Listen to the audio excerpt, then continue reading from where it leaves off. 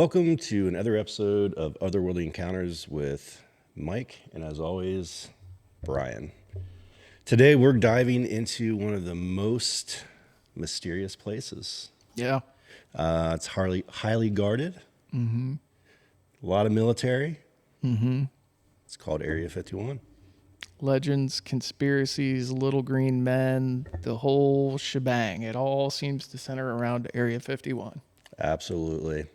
But before we get into that, how was your week?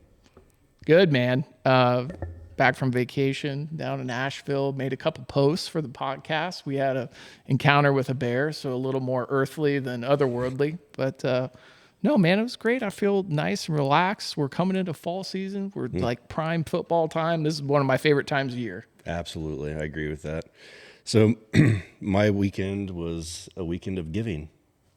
Yeah. So on Friday, I held a golf outing and a charity golf outing, and all the proceeds are going to a veteran cause.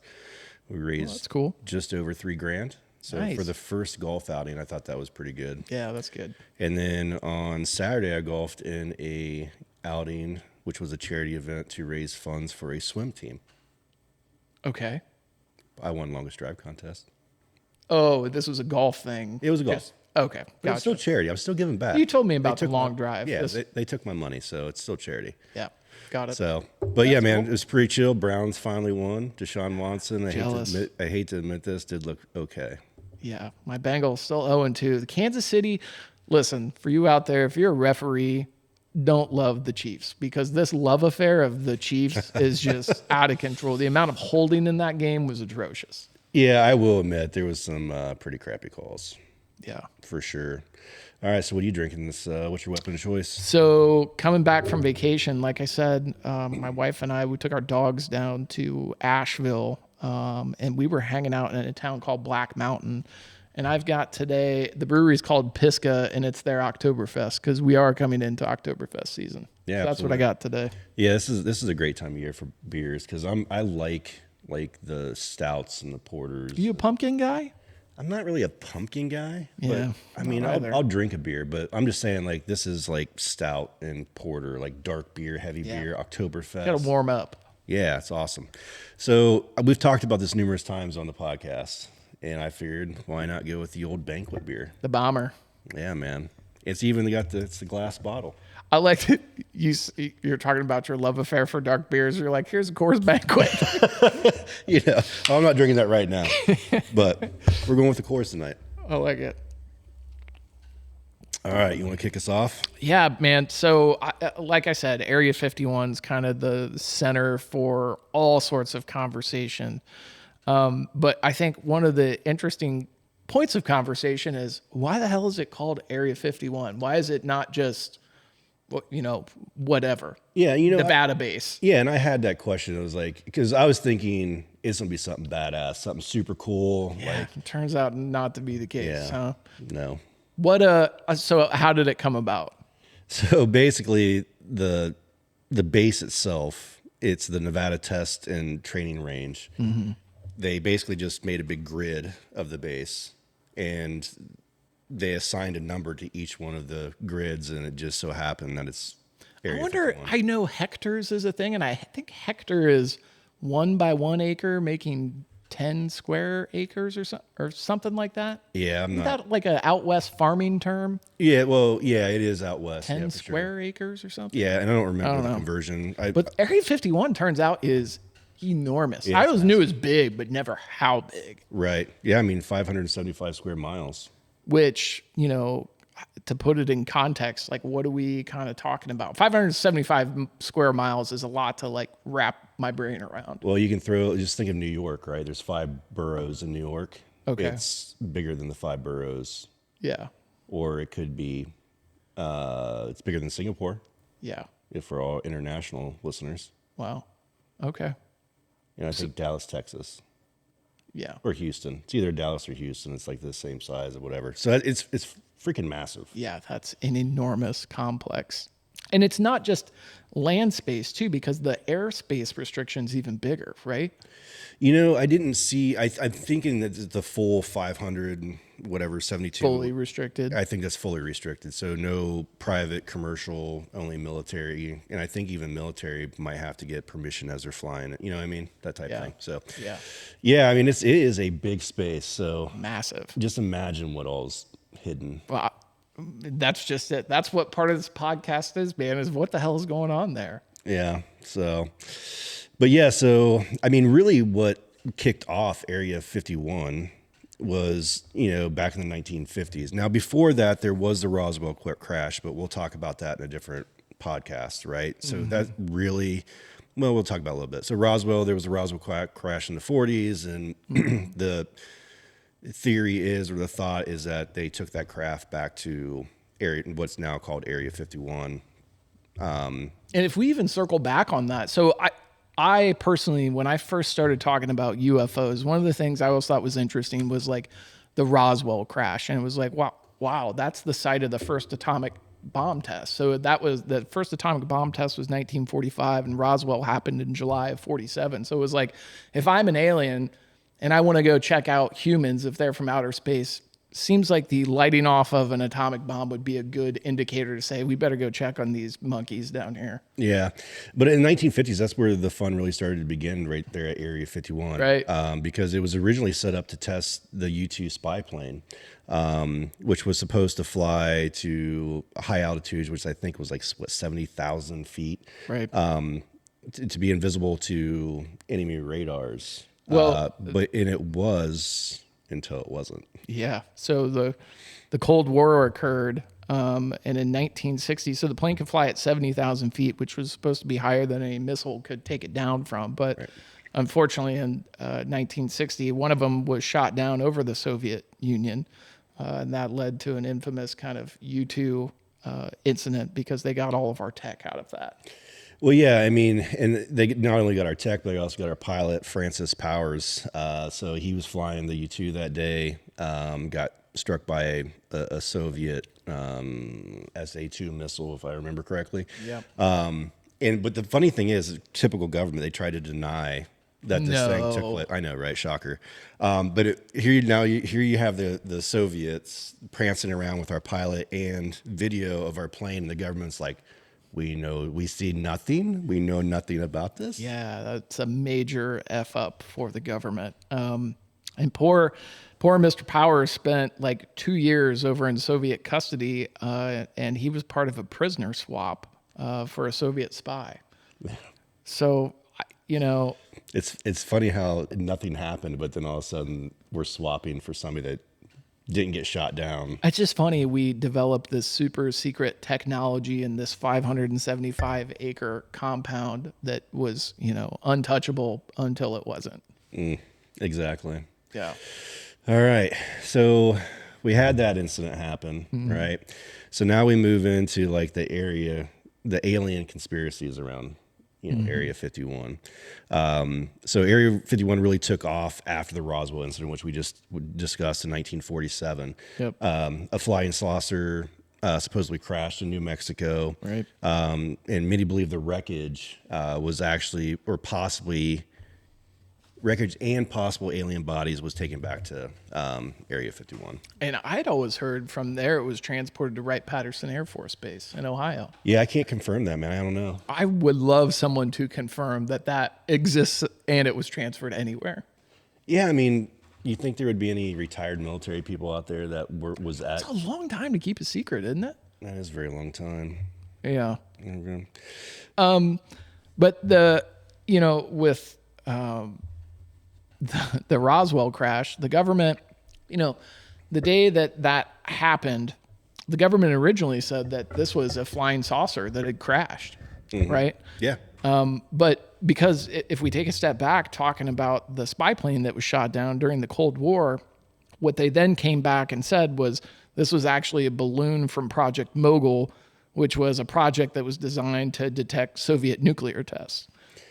Yeah. So they backtracked. Well, I mean, can you blame them, though? I mean, think about this. Do you think the government's actually going to come out and be like, hey, yeah, there was... I mean, they did come out and say there was an alien or craft. right? Originally. But And then then the retracted that. next day they retracted it. But I'm wondering if the reason they retracted is just because after that first day when they was like, oh yeah, there was this, like maybe they saw panic or something in the street. I don't know.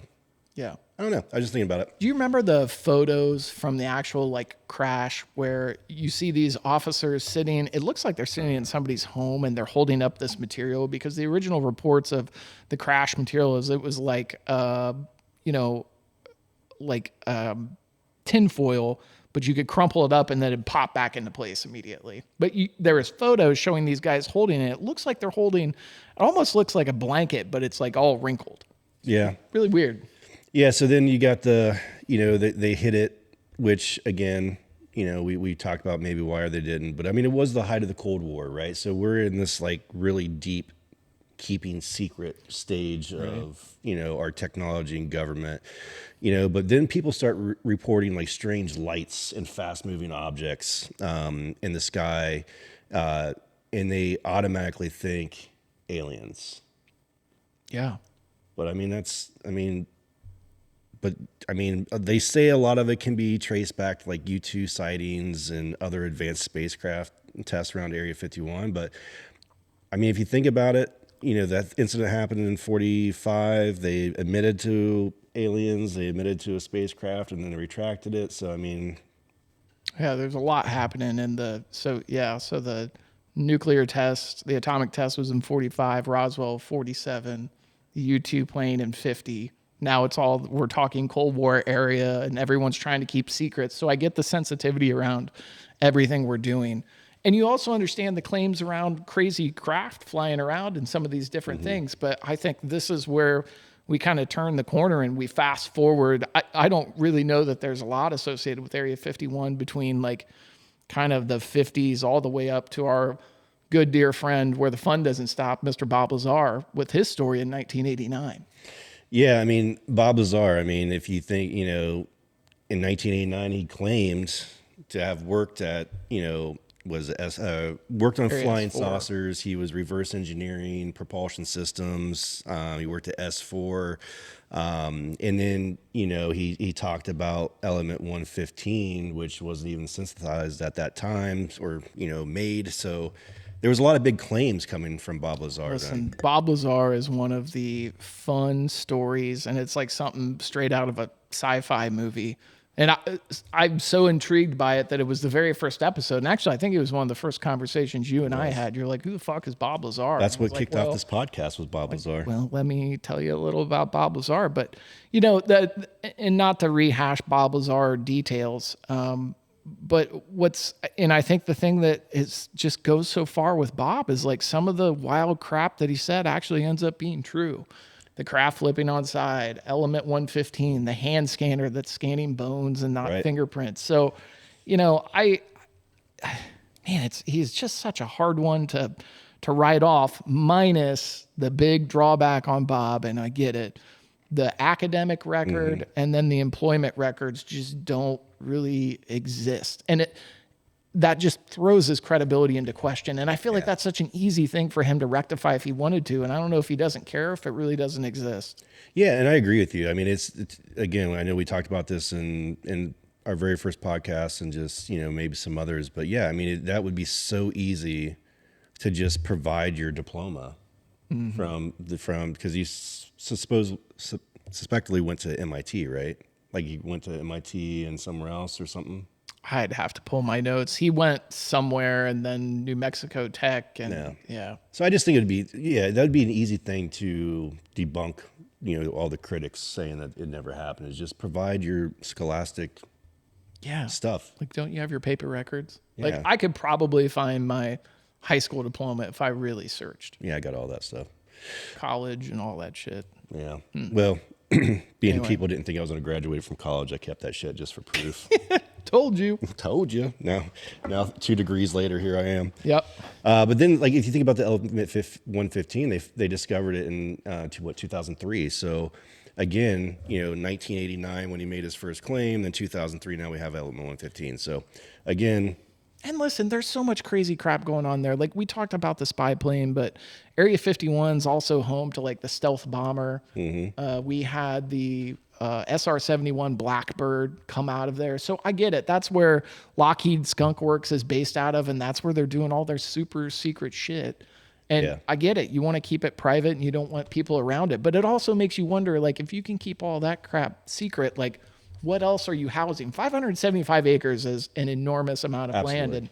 And Bob was in S4, which is just a subcomponent of Area 51. So Yeah. from an access standpoint, it would still be restricted. And from my understanding with Area 51, like the employees that work there, they're flown into one of 3 airfields on Area 51 on unmarked planes. There's no tail numbers, there's no nothing. They all load these white, like military style buses with limo tip windows, and they drop them off at their place of employment. They pick them back up, and then they fly them back out. See, and that's weird because if you remember Bob's story, Bob said that he would fly out of Las Vegas and land at whatever airport and then get bused. But I didn't think he was landing at Area 51. But now that kind of makes me think I got to go back to that story and read that. Well, I mean, there could be a possibility. I mean, there are 3 runways in Area 51, but maybe he did fly at that time. Maybe they did fly into some commercial Like something airport and then got on that white bus. Yeah. and I don't flew know how in. far Area 51 is from Vegas. But I mean, if you think of Area 51 and Bob Lazar, I mean, his claims, I think, really helped spur this Area 51 conspiracy theories and like aliens. I mean, I think that, he had a huge part, whether you believe him or not, I think he had a huge part in Area 51 becoming what we know Area 51 to be in today. Yeah. Yeah. So kudos to him. I mean, he's making things happen. He is. And, it's funny, like fast forwarding in time. So Bob's been relevant. So his story came out in 1989 originally. But then he got relevant because Jeremy Corbell made a documentary on him, Bob Lazar, Area 51 and Flying Saucers. That came out in the early 2000s. Then Bob went on the Joe Rogan podcast and did that. Yep. So it's kind of kept it mainstream. And then we, of course, did the 3-part episode on Grush, Fravor, and Graves. Yep. And so, like, the media attention around all of this is really kicked off. But we would be remiss without mentioning the big tipping point and the piece that kind of gave credibility to some of the story. I think for the normal person out there that doesn't really spend any time thinking about UFOs, it was that 2017 New York Times article that was like, oh shit, a credible news source is actually covering something related to this phenomena. Maybe I need to take it more seriously. So I think in 2017, people really started getting ramped up about the subject. Yeah, and I agree with that. And I believe that at that point, that's when the government was like, we can only hide this shit for so long before we have to start admitting some stuff. Yeah, and that's when our 3 videos came out, right? And that was fully released. And so Yeah. stuff really started getting pumped up and then kind of climaxed in this crazy, this movement started in 2019 to raid Area 51. And it was like, I think it started as like a Facebook thing, but there were millions of people that said they were going to show up and be a part of it. And I remember people were actually scared. Yeah, I mean, you're right. It started out as a Facebook thing and a million people. And I think it started out, to me, I think it just started out as a joke. But 3,000 people, estimated 3,000 people, ended up showing up to this thing, right? But here's the thing that gets me. All right, so you're wanting to raid a military installation. Mm-hmm. What's your first outfit? Is it going to be a fucking alien outfit? Alien. Like, bullshit. Or some kind of Japanese anime character, and I'd do that Naruto run. I mean, if you're going to actually raid something to go get them aliens, I feel like if you showed up in real gear, you'd probably just get shot. Versus if you're showing up in a costume dressed as an alien, they'd be like, all right, pal, maybe yeah, I would laugh at them. empty that beer out and turn Yeah, around. you're right. But I mean, there were a handful of arrests, but no one, I don't think anyone actually got through the gate or attempted to get through the gate. Maybe they got close, like, they got within, that's why there was some arrests. But no one ever made it past the gates. I mean, again, the dressing up in costumes though, dude, that got me. Now, there is a Storming Area 51 show on Discovery Plus, and I'm sure you can find it on Netflix. From what I watched of it, it's actually a pretty good documentary. They have some big names on there that they talk to, and but when this documentary is going is actually when the Storm Area 51 was going on. it's like They were going out. 2019 timeframe. Yeah, they were actually going out there for it, but they made all these stops prior to talk to all these like UFO experts and all that stuff. So Interesting. it was fascinating for the first, whatever I got through it. Yeah. But yeah, I mean, It's hilarious, but it just goes to show like how deeply embedded all these different things leading up to 2019 have made people have pushed Area 51 into popular culture, right? Like you can't, it would actually be interesting I would have a hard time finding somebody that didn't know what Area 51 was. If I just said, hey, have you ever heard of Area 51 with no context? I think people would be like, oh yeah, the base, they might have aliens. Like that's probably a really common response to that. yeah, absolutely. I agree 100%. And I think that if the base wasn't so secretive, it wouldn't have this, let's storm Area 51. Because at some point, people just want to know what's there. They're curious. It's like the red button that says "Do not push." Right. Eventually, someone's gonna Right. push that thing. You know what I mean? That's why I look at Area 51. Are they hiding alien spacecraft? Do we have secret weapons? Like, it's just super advanced drones, gravity technology. Like, what the hell are they doing out there? Yeah, I mean, the government finally confirmed that it is a site for testing classified aircraft. So they did finally come out and for say that. fuck's Like sake. the CIA released a statement saying, "Hey, like we are testing classified aircraft out here. Besides the U-2, they've tested the A-12 Oxcart, and then you mentioned the SR-71 Blackbird, and then the F-117 Nighthawk. So basically, like all of our stealth planes, our super advanced fighters have come from this test facility. And what makes this hard, and if you remember talking to, or well, we didn't talk to him, but hearing him talk when we were talking with David Fravor, part of what he was saying, when they were asking him, like, what do you think this is? And he was like, I don't know. It just performs beyond capabilities of anything we know. And I think for us, what's interesting, and it's the history of this site, talking about like all these advanced aircraft. Well, that's cool. So, I don't know, out of that list that you were just talking about, the SR-71 was probably the last one to come out. So like what the hell has happened between then and now? You can guarantee that it's something that we're probably not even aware of that is advanced. So the point being is that the people that are experiencing and seeing these UFOs, like, is it extraterrestrial or is it government? We really don't know the answer to that. Yeah, and I don't think we ever really will. I mean, I believe that they actually are testing or reverse engineering some type of craft out there? Absolutely. I think that, any type of foreign or any of our adversaries' craft that potentially have been captured, that we're reverse engineering their tech. And I'm sure, when, the U-2 was shot down in the Soviet Union, they were reverse engineering our stuff. And if we actually captured or we actually recovered alien spacecraft, I sure as shit bet you that's they're reverse engineering that stuff there too. And it's interesting because it probably plays exactly into the conversation of what the government wants to hear. Yeah, go ahead and talk about the UFOs that we're keeping here and not the development of the SR-71 or the stealth fighter and bomber. Like, go ahead and tell people we've got flying saucers here. We don't care. Just let's not let the enemy know what we're really working on. Yeah, it's like a cloak, just like the cloaked alien out there in Las Vegas. Yep. It's they're allowing us to see what they want us to see, type thing. And I mean, that's actually a really valid point because we're sitting here talking about aliens, but what are they actually developing?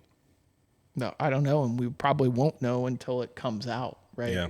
I mean, I believe that this facility is so secure that there's even high-ranking government officials and potentially even maybe the vice president can't even access this place. I don't think the vice president or president probably ever knows shit. And the reason I say that is they're only in office for 4 years. Like, That's true. If this is 100+ year cover-up program or whatever it is, this point, am I really going to trust my information to somebody that's in office for 4 years? Like, probably not. And that's why, in my mind, this makes sense that it's all through defense contractors.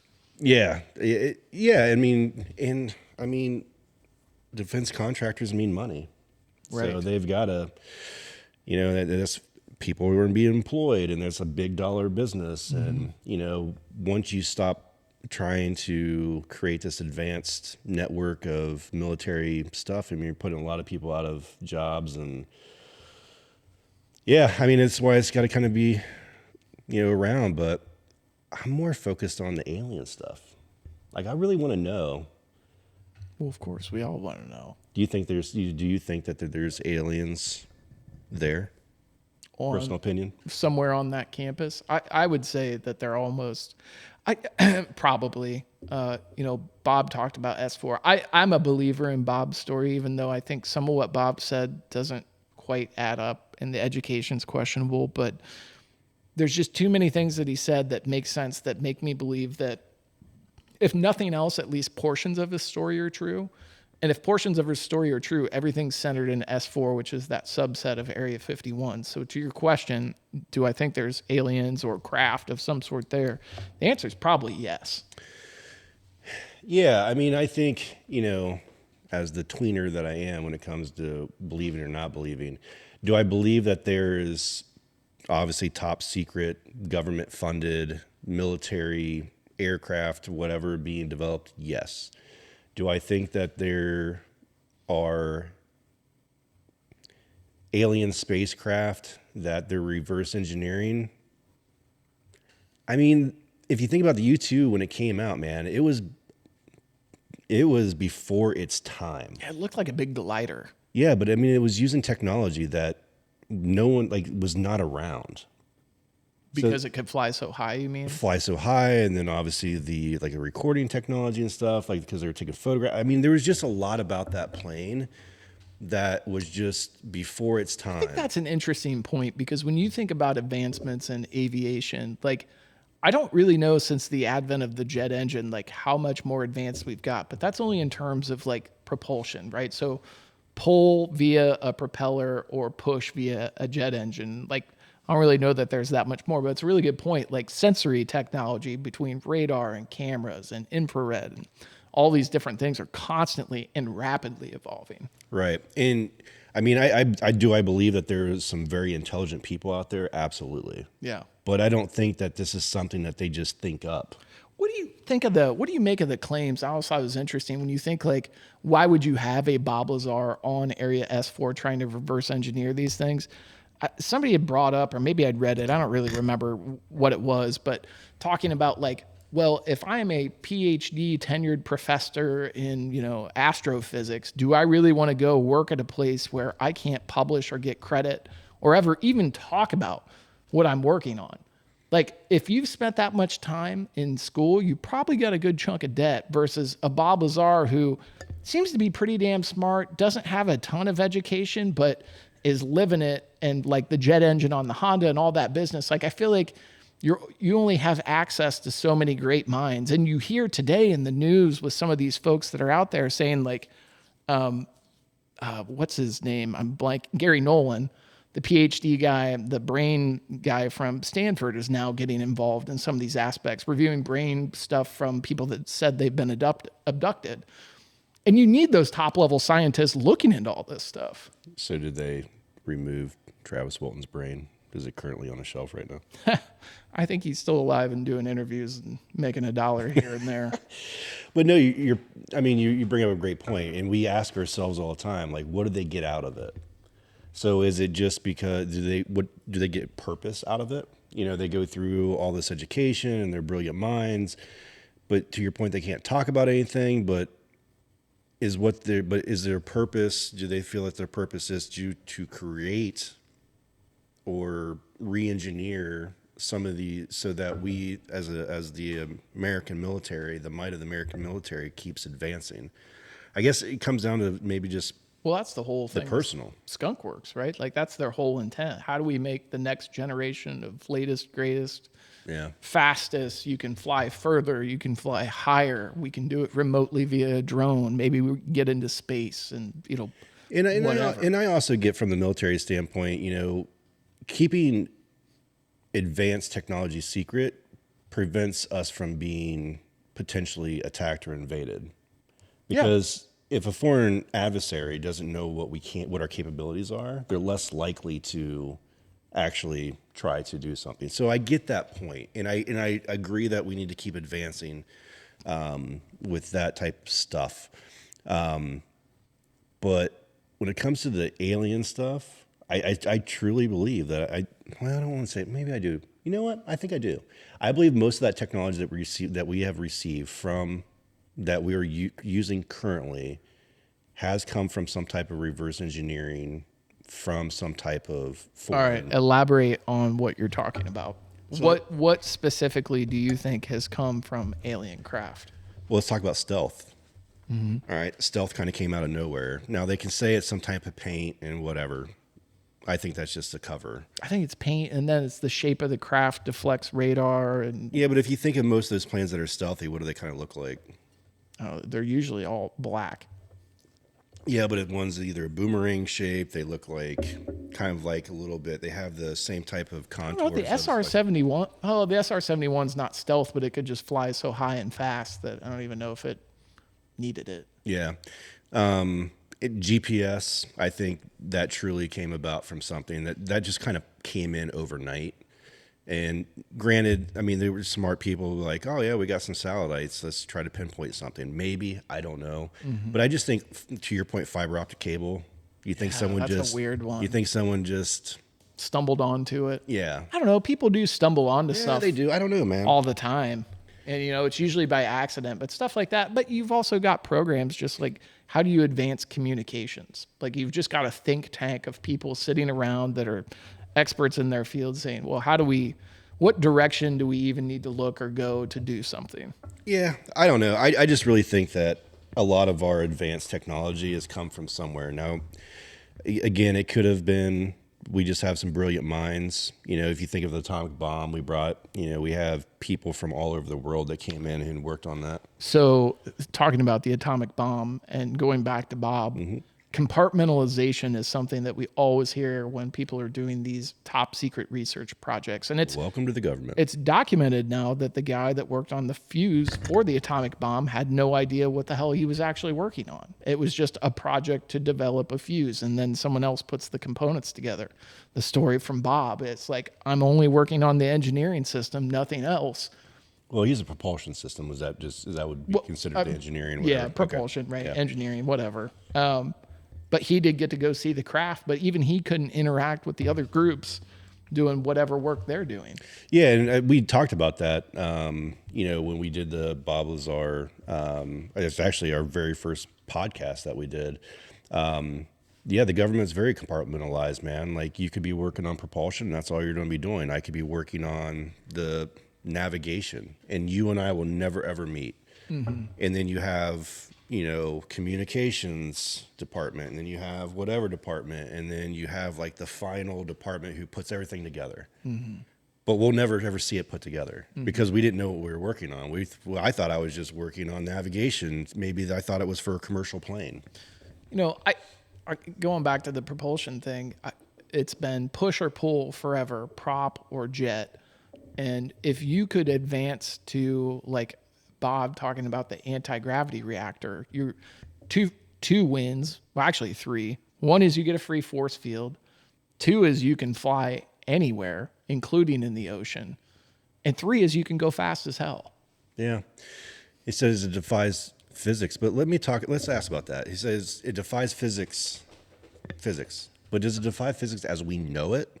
Or maybe there's something about this portion of physics that we just haven't discovered yet? I don't think it defies physics. The best explanation I saw for that was like if you put a bowling ball in the middle of a bed and like roll something, the ball will follow the direction of where the mattress is, and that's how they're talking about it going through like this gravity field that it's creating. Right, but when it turns on in and defies gravity or defies you're physics, talking like aerodynamics. yes, just all that. Yeah. So- Well, aerodynamics don't matter if you create your own force field and live in your own gravity bubble. That's true.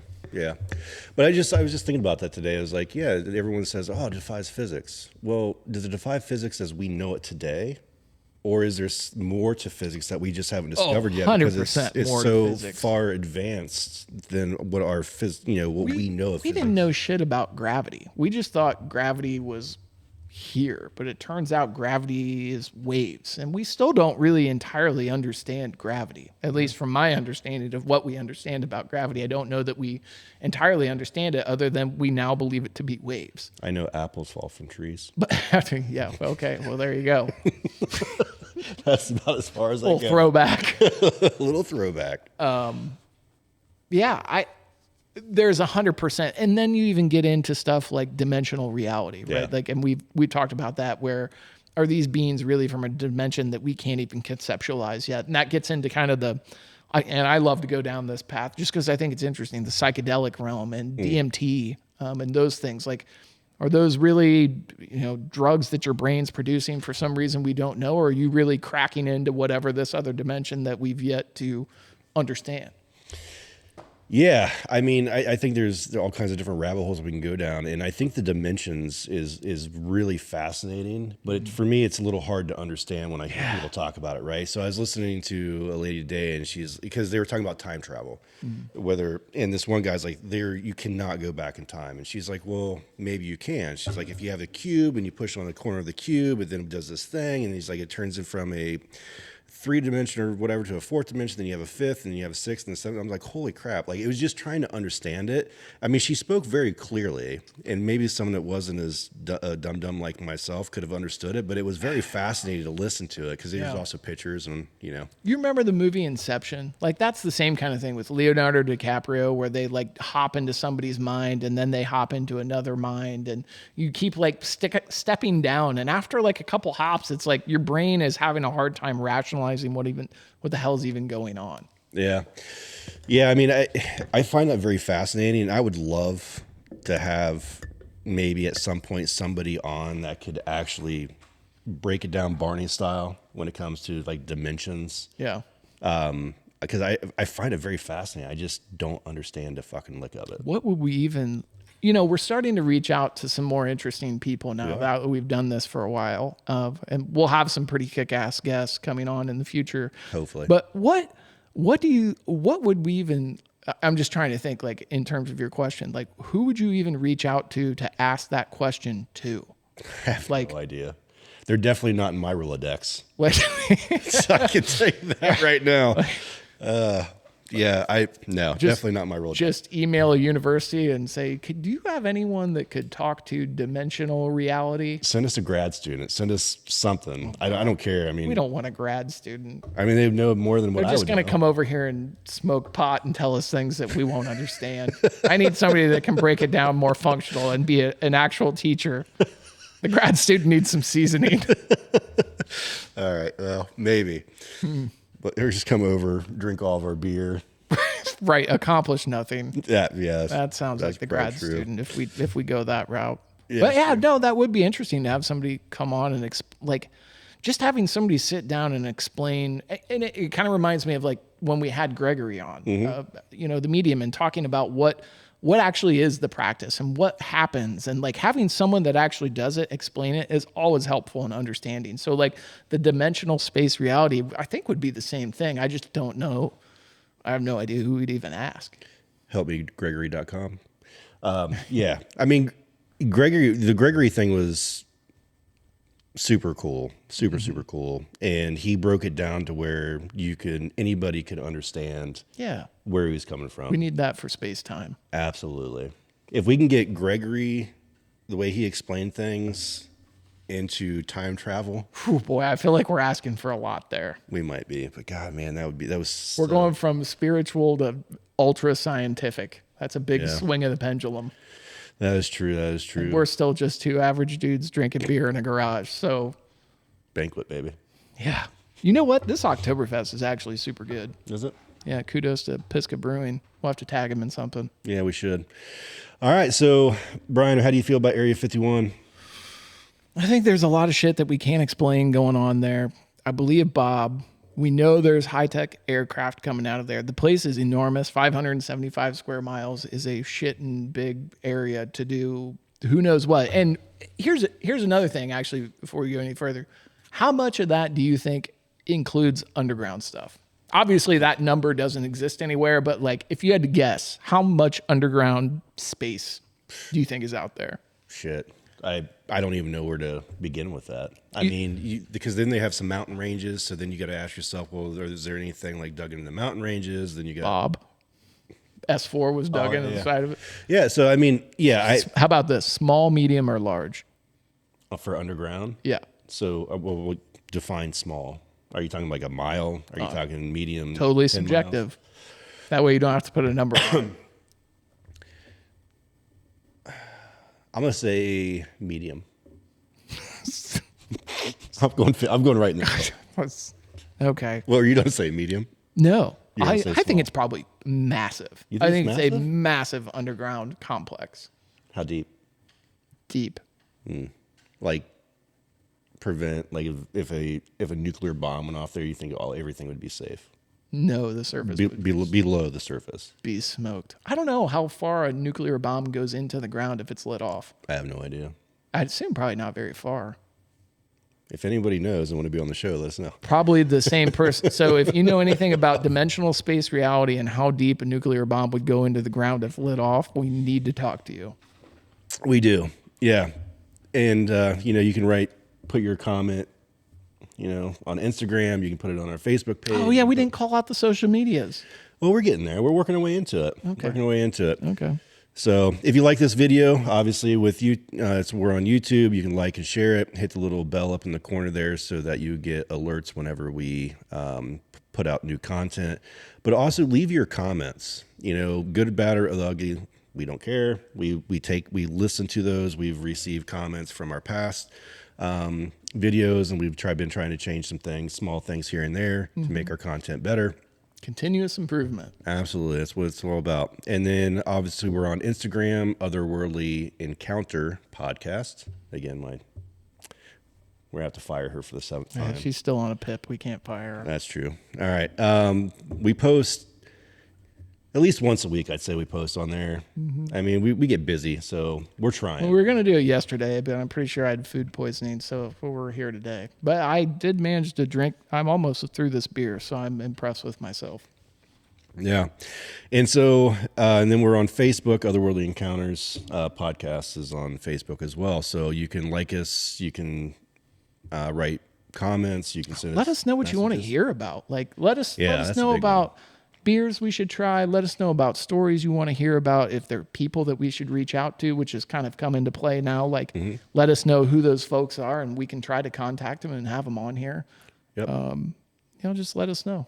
Yeah, and I mean, it's like write in your personal experiences. We don't have to use your name. You can give us a false name, but we just want to read them. We want to talk about them. We're not going to bash anybody. And if you don't want to stick it on social media, shoot us an email. And then we can kind of communicate back and forth. Sorry, go ahead with the email. The email is otherworldlyencounters2024@gmail.com. You can email us directly there. But yeah, just kind of like listener tales, man. We want to hear about it. And that goes from UFO aliens to like your favorite fireside chat or story, from when you're growing up or whatnot. Yeah. When I talked about cryptids or whatever. Or if there's a badass location now that we can do live streaming, Oh yeah. and we can do a live event. So. We're up to 82 subscribers.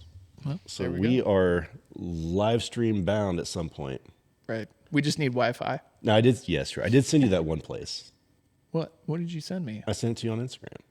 I don't remember. Yeah, it was. You had the car. It looked like it was from Star Oh, Star Wars. in Nevada or something. Yeah. That was actually pretty cool. It would be cool, Yeah.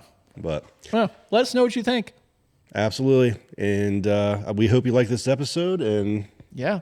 Until next time, keep your mind open, your eyes on the sky. You never know what's going to fly by. with that, we'll catch you on the next one.